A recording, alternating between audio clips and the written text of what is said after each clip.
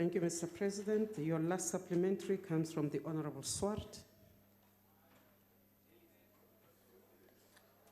Thank you, Speaker. Honourable President, arising from your response, the ACDP, like many others, are extremely concerned about deepening divisions in society, and you have alluded to that. And it's mainly along racial grounds, and there's obviously and undoubtedly an urgent need to promote unity, nation building, and social cohesion. And whilst you correctly say it starts with us here as leaders, civil society and faith-based organizations can play a key role.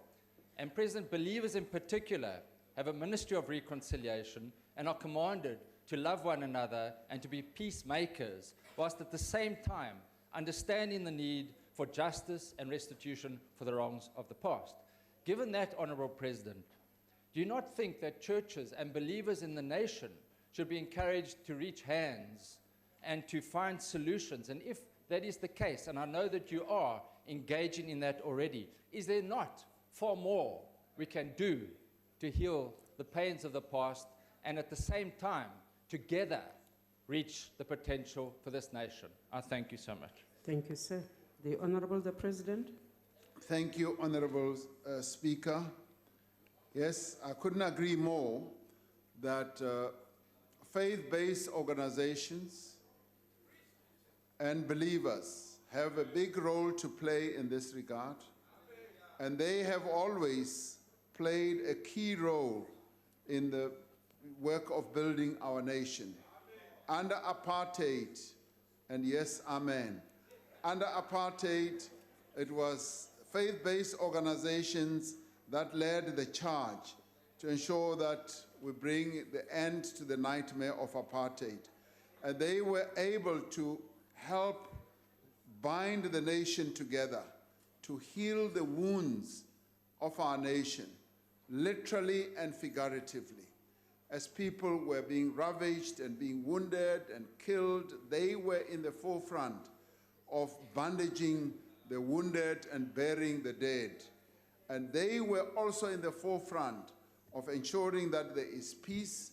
We once went through a horrendous period in our country where peace was nowhere to be found, and they are the ones who led the process for the peace accord in the late 80s and the early 90s.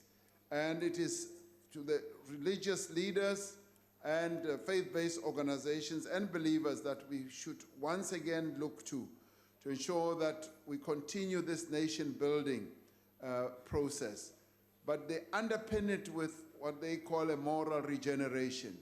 That yes, the nation should be a nation that adheres to certain values, that adheres to certain morals, and with the work that they do, they are committed to ensuring that South Africa becomes a nation that is united.